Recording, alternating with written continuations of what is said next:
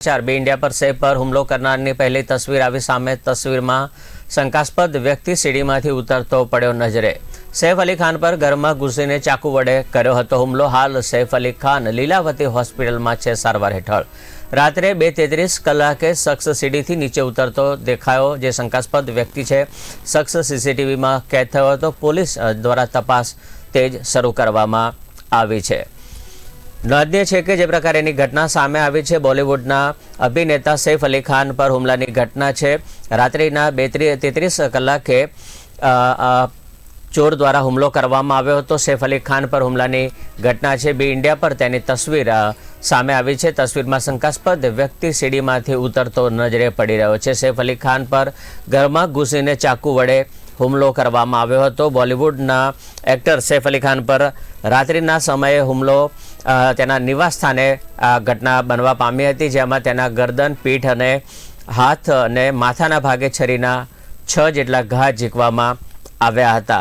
ત્યારે તેને વધુ સારવાર અર્થે લીલાવતી હોસ્પિટલ ખાતે ખસેડવામાં આવ્યો હતો।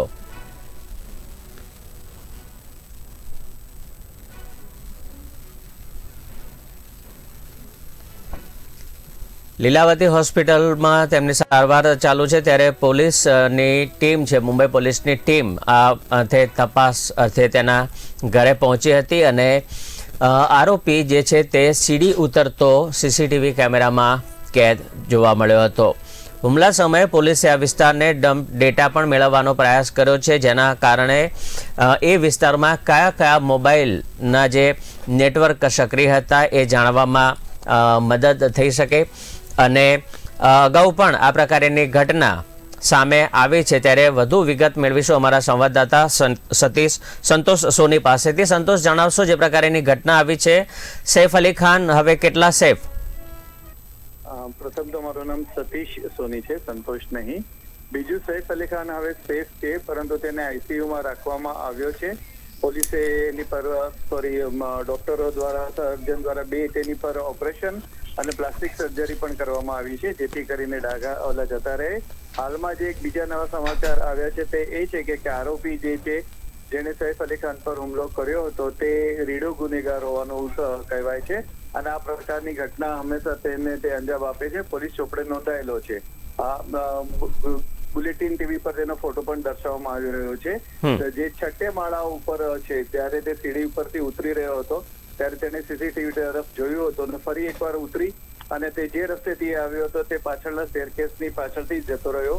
સૈફ અલી ખાનના બિલ્ડિંગનું પાછળની જે દિવાલ છે તેને અડધું ત્યાં આગળ એક બાકોર હતું જેમાંથી તે પ્રવેશ્યો હોવાનું પોલીસનું માનવું છે। હવે તે હાલમાં તે પ્રભાદેવી જે મુંબઈમાં પહેલા એલ્ફિન્સ્ટન રોડ તરીકે ઓળખાતો હતો ત્યાં છુપાયો છે અને પોલીસ તેને ખૂબ જ નજીકમાં છે અને ટૂંક સમયમાં તેને એરેસ્ટ કરી લેવામાં આવશે તેમ ડીસીપી વિશાલે જણાવ્યું હતું।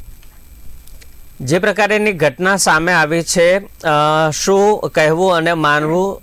સૈફ અલી ખાનને સારવાર બાદ અત્યારે હાલની શું પરિસ્થિતિ છે અને પોલીસ વિભાગ દ્વારા કેવા પ્રકારના પગલાં અને જાણવાનો પ્રયાસ કે આ હુમલો કરનાર હિસ્ટ્રી સીટર છે કે પછી કોઈ રીઢો ગુનેગાર? આ હુમલો કરનાર વ્યક્તિ રીઢો ગુનેગાર જ છે, કારણ કે આવી વ્યક્તિ જ્યારે પણ ઓલો હુમલો કરવા અથવા ચોરી કરવા ખાસ કરીને જતું હોય છે ત્યારે તેની સાથે હથિયાર રાખતા હોય છે અને તેને પોતાના જીવની પરવા નથી હોતી। સામેની વ્યક્તિ જો સામનો કરે તો તેની પર હથિયારથી હુમલો કરે છે।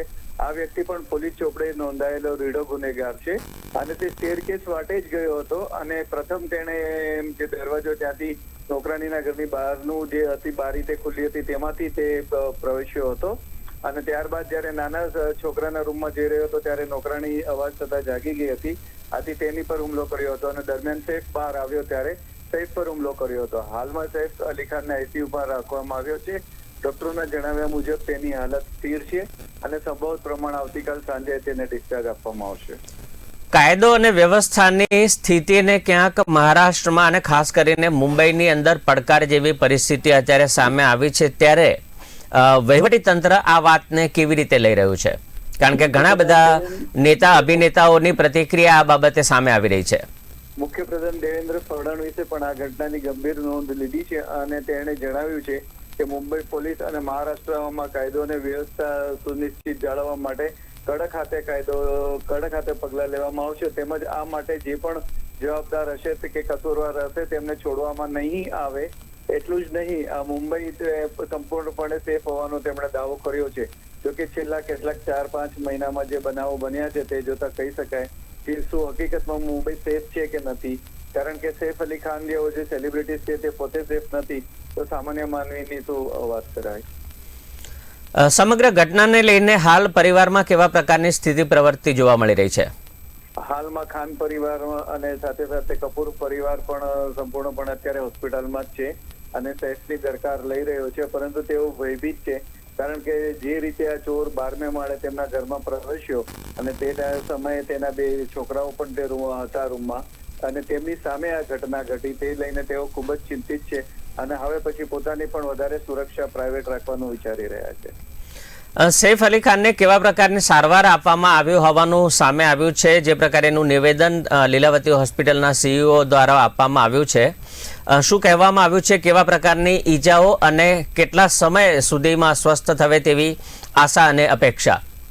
સૈફ અલી ખાનના ખાસ તો ગળા ઉપર જે 10 સેન્ટીમીટરનો ઘા પડ્યો હતો, તેની જાંઘ ઉપર 6 સેન્ટીમીટરનો ઘા પડ્યો હતો, પરંતુ ખાસ તો જે મોટું મેજર કહી શકાય એને કરોડરજ્જુની જે રીડ કહેવાય તેની અંદર જે ચાકુ માર્યું હતું અને તેની 2.5 ઇંચ જેટલી બ્લેડ ચાકુની એમાં જ ફસાઈ ગઈ હતી, જેને કારણે એક મોટી સર્જરી કરવી પડી હતી. ગળા ઉપર અને પાછળની રીડની હડ્ડી એમ 2 મેજર સર્જરી સેફ પણ કરવામાં આવી છે, પરંતુ તે ભયમુક્ત છે અને સારવારને પ્રતિસાદ આપી રહ્યો છે.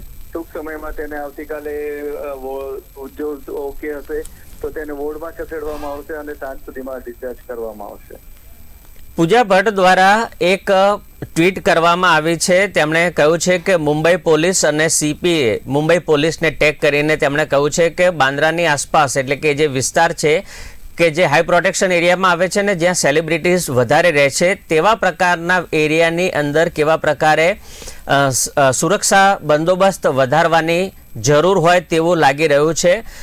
શું તેમજ જૂનો જે વિસ્તાર છે સમગ્ર વિસ્તાર મુંબઈની સેલિબ્રિટીઝ ખાસ કરીને બોલિવૂડ અને એના કલાકારો ત્યાં રહેતા હોય છે, તેમજ રાજકારણીઓ અને મોટા મોટા ઉદ્યોગપતિઓ પણ રહે છે. એટલે આ સમગ્ર વિસ્તાર હાઈ પ્રોફાઇલ તરીકે હોય છે, જ્યાં મોટે ભાગે શ્રીમંત વર્ગ જ રહે છે. આ હાઈ પ્રોફાઇલ વિસ્તારમાં હંમેશા જ પોલીસની 24 કલાક નિગરાની હોય જ છે, પરંતુ રાતના સમયે અને બપોરના સમયે આ તમામ સેલિબ્રિટીઝના બંગલા કહો કે હાઈરાઇઝ ઇમારતો કહો, અંદરના ભાગે સિક્યુરિટી હોય છે, જ્યારે બહારના જોવા જઈએ તો સુમસામ વાસ્તો હોય છે. આથી પૂજા ભટ્ટ અને અન્યોએ ટ્વીટ કરી અને મુંબઈ પોલીસ કમિશનર તેમજ મુખ્યપ્રધાન પાસે માગણી કરી છે કે અહીં સુરક્ષા વધારવામાં આવે, જેનો પ્રતિસાદ આપતા મુખ્યપ્રધાન દેવેન્દ્ર ફડણવીસે એક કાર્યક્રમમાં હમણાં જ 1 કલાક પહેલા જણાવ્યું કે સમગ્ર વિસ્તારની ફરી એકવાર ચકાસણી કરી અને સુરક્ષા વધારવામાં આવશે. જે પ્રકારેનું બિલ્ડિંગ પ્રોટેક્શન જે હાઈ પ્રોટેક્શનમાં આવે છે જે એરિયાની અંદર, ત્યાં આગળ જો આ પ્રકારની ઘટના બનતી હોય તો સામાન્ય લોકો માટે પણ એક ચોક્કસથી સવાલ થાય છે. ત્યારે મહારાષ્ટ્ર સરકાર આ વાતને લઈને કેટલી ગંભીર?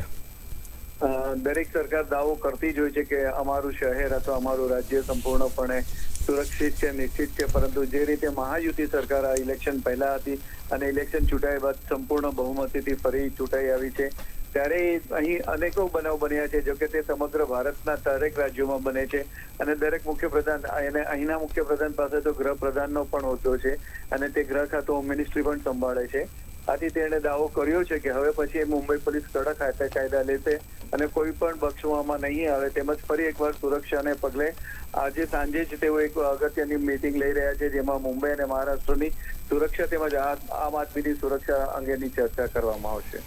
સતીશ, જણાવશો, અગાઉ પણ સલમાન ખાનના ઘર ઉપર ફાયરિંગની ઘટના બની હતી, હુમલાની ઘટના આવી હતી, આમિર ખાન પર ખંડણીની ક્યાંક માંગણી હતી, બાબા સિદ્દીકીની હત્યા, જેને લઈને ક્યાંક કાયદો અને વ્યવસ્થાની પરિસ્થિતિ પર અનેક સવાલ ઉઠવા પામી રહ્યા છે. એ બાબતે શું પ્રતિક્રિયા? બાબા સિદ્દીકીની હત્યા અને સલમાન ખાન પર હુમલો તે વૈષ્ણવ ગેંગ દ્વારા કરવામાં આવ્યો હતો. બાબા સિદ્દીકીને ખંડણીની પણ ધમકી આપવામાં આવી હતી, સલમાનને પણ આપવામાં આવી હતી. અને આ એક ખૂબ જ જૂની અદાવત છે જે ચાલી રહી છે હજી પણ. આથી જ સલમાન ખાને ગેલેક્સી એપાર્ટમેન્ટના પોતાના ફર્સ્ટ ફ્લોરને તેમજ નીચેને સંપૂર્ણ જે તેનો ફ્લેટ છે તેને બુલેટ પ્રૂફ કાચથી ઢાંકી દીધો છે અને બુલેટ પ્રૂફ 2 કાર લીધી છે અને પોતાની પર્સનલ બોડીગાર્ડની સંખ્યામાં પણ વધારો કર્યો છે. આમ દરેક વ્યક્તિ જે સેલિબ્રિટી જે પહોંચતી હોય છે તેઓ પોતપોતાની રીતે સુરક્ષા તો કરે જ છે, પરંતુ સાથે સાથે મુંબઈ પોલીસ પાસે પણ વધારાની સુરક્ષાની માંગણી કરે છે. આભાર.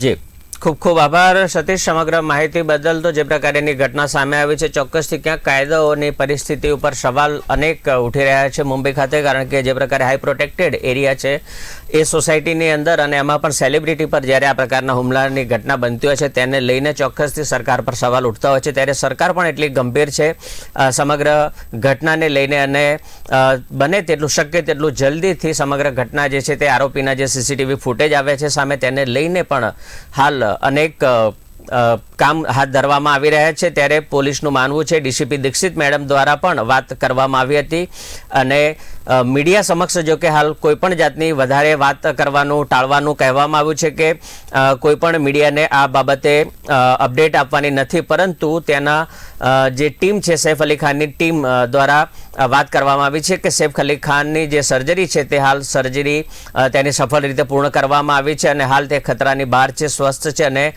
ડૉક્ટરની દેખરેખ હેઠળ છે અને પરિવારના જે બધા સભ્યો છે તે હાલ સુરક્ષિત છે અને પોલીસ સમગ્ર ઘટનાની જે તપાસ છે તે કરી રહી છે. તે પ્રકારેની વાત અને અહેવાલ સામે આવી રહ્યા છે.